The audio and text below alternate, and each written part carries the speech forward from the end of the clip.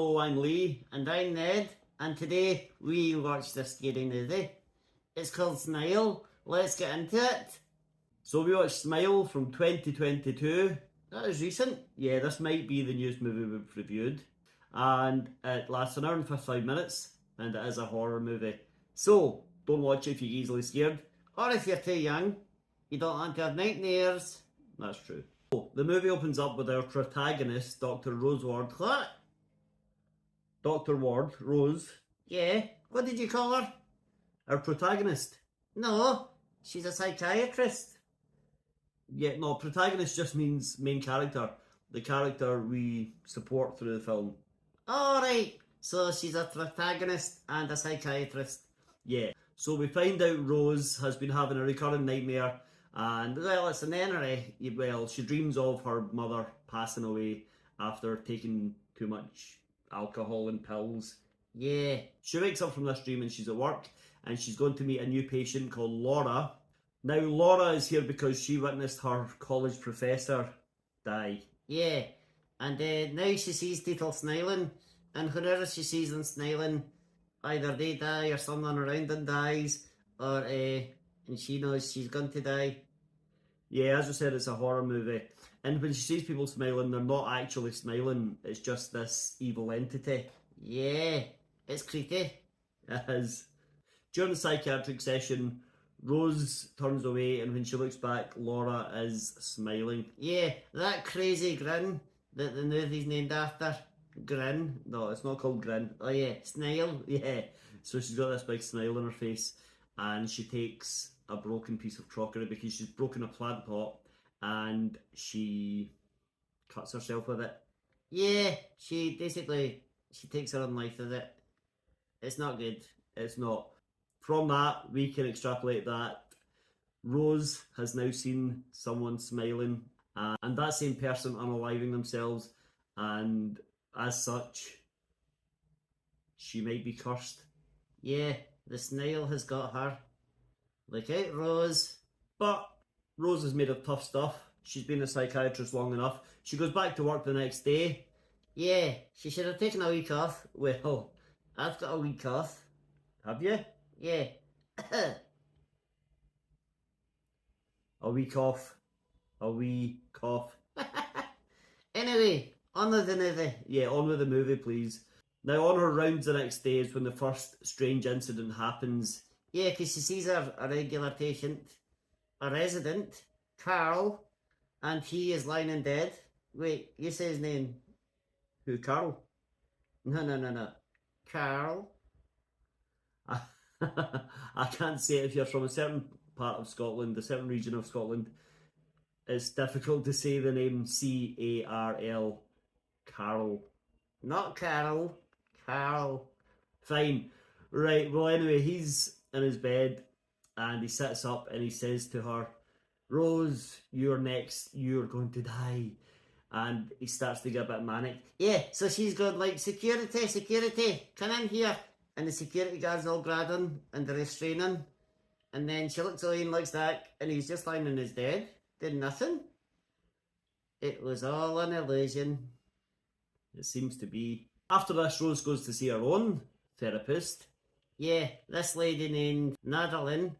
And Madeline and her are friendly, that she is her therapist as well. And she says all this crazy stuff that's happening, all this stuff that she's seeing. She blames it on Rose's mother's passing. Yeah, because Rose witnessed her mum overdosing and taking her own life when she was young. The therapist, Madeline, thinks the therapist, Rose, her mind's been affected by that. Yeah, as it would be, you'd imagine. So the film goes on and Rose sees a few more creepy things, and then it's her nephew's birthday party. Yeah, her nephew is turning like, I don't know, 6 or 7 or something, and she's like, I'll turn up to the party and I've got on a nice gift. But she's kind of like losing her mind a little bit because of this snail thing. Yeah, I think she's seen someone else smile, and she's, witnessed a few other strange things, nothing major.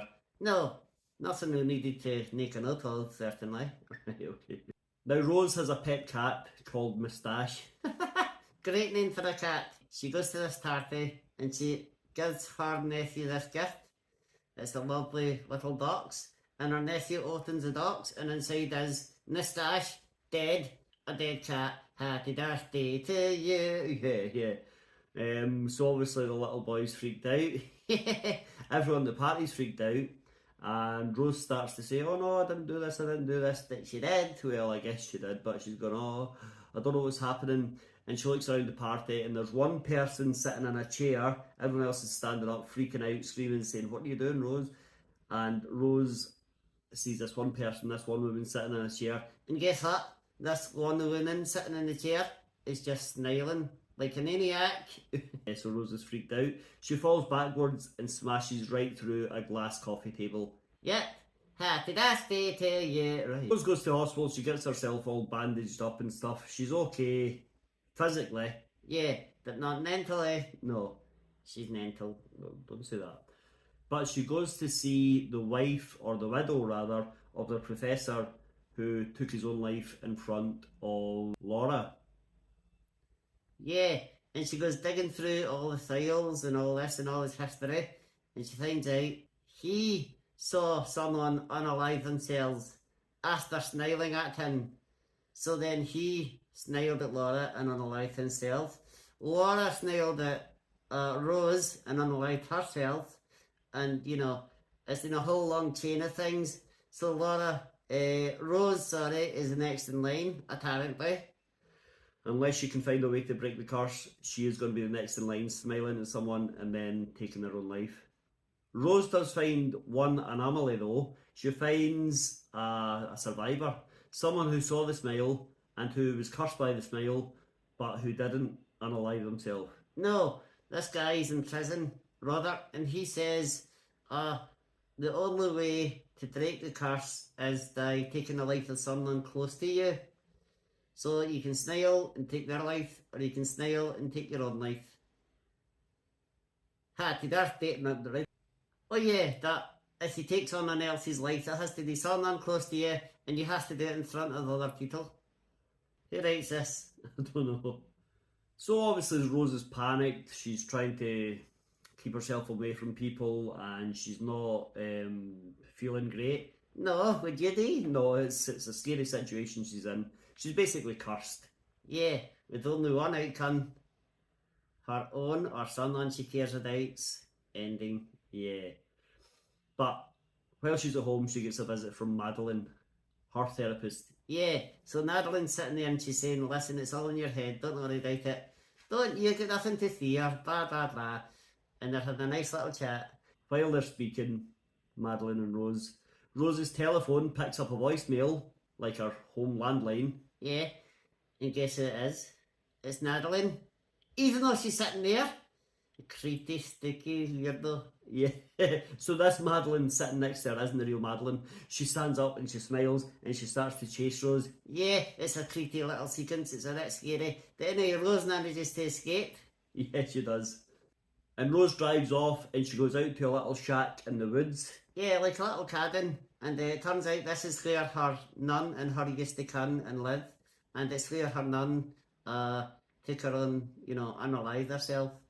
Yeah, so it's a little cabin out in the middle of nowhere, and Rose thinks, if I stay here, there's no one around, I can't hurt anyone, I won't smile at anyone because there's no one here, so I won't unalive myself, I won't take anyone else's existence. Yeah, so seems perfect. Well, I mean, she's given up her whole life, and she's going to have to stay in this little cabin. I don't know how she's going to get food or, supplies. Yeah. She's just going to have to deal with it. No, she's not just... Now, Rose was in a relationship at the start of this film, but that broke down after she killed her fiance's cat. Her and her fiance's cat, Moustache. Yeah, and then gave it to her nephew for his birthday. No, don't sing. We meet an old boyfriend of hers as well, who's now a detective, and he's brought in after Laura takes her own life in Rose's office, so they could sort of reconnect. Yeah, so his name's Joel. Joel, the Knoll, he's not a mole, no, Joel, just Joel. During the night, in this little cabin, where Rose is all alone, the entity appears. Yeah, in the thorn of Rose's mother. And she's like, look, I'm going to drink all this alcohol, I'm going to take all these pills. Watch me, haha, watch me. And then she's like, I forgive you, baby, it's not your fault. And then she's like, and actually a hideous monster, I'm going to come and chase you. So Rose runs off, and then she stops, and she decides to fight it. Yeah, and she sets it on fire. And because of that, she sets the whole cabin on fire. That she's fine. She's like, right, I've done it, I've defeated it, I've destroyed it, I am free. And then Joel shows up. Yeah, somehow Joel found her. He turned up in his car and he wants to make sure she's okay. Tracked her down, and when he arrives, he sees nothing. The cabin is there, but there's been no fire. It's all in Rosie's head. She's losing her mind. Oh yeah, but she's not. It's not her fault. It is. It's not. Looking at this cabin, I think he's calling out to her, isn't he? Think so. But inside the cabin, we see Rose, and from her viewpoint, the whole place is on fire. The entity was on fire, but it's actually now showing its true form, and it's a massive monster with all these snails and all these knives all over it. Yeah, it's a bit weird looking. Yeah, and it looks like it's going to eat her. It does. But what actually happens is it's probably worse. It might be worse. It forces itself into Rosie's mouth. Yeah, this giant monster thing squeezes its way into Rosie's mouth and takes over her life. And now she is the entity. Yeah, she is the one who smiles. We cut back to Joel outside. He decides to break in because he's got no response from Rose. He bursts in the door just in time to see Rose pouring petrol all over herself.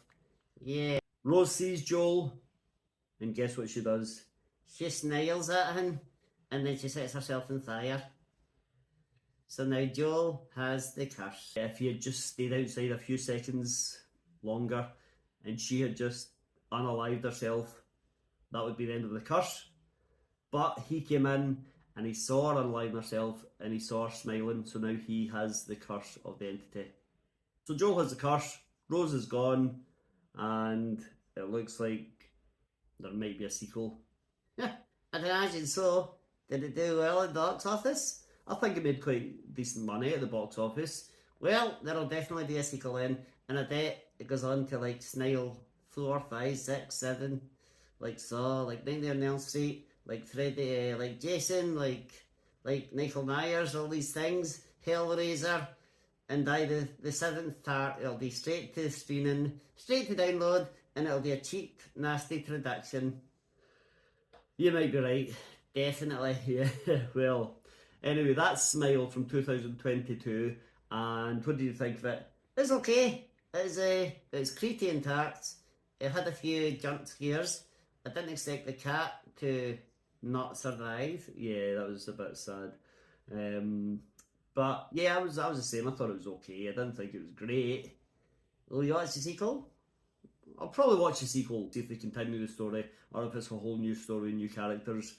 But I won't be rushing out to see it. No, but it's okay. It's better than Terrifier anyway. We're watching Terrifier 2 soon. We're not watching Terrifier 2. I'm never watching Terrifier 2 after watching Terrifier. It's going to be great. It's not going to be great. Listen, we're going to go. Happy Halloween. We'll see you next time. And hit like, hit subscribe, watch another video. Please consider subscribing for life. Well, you don't have to, just hit subscribe. We'll see you next time. Thank you. Goodbye. Bye. Snail.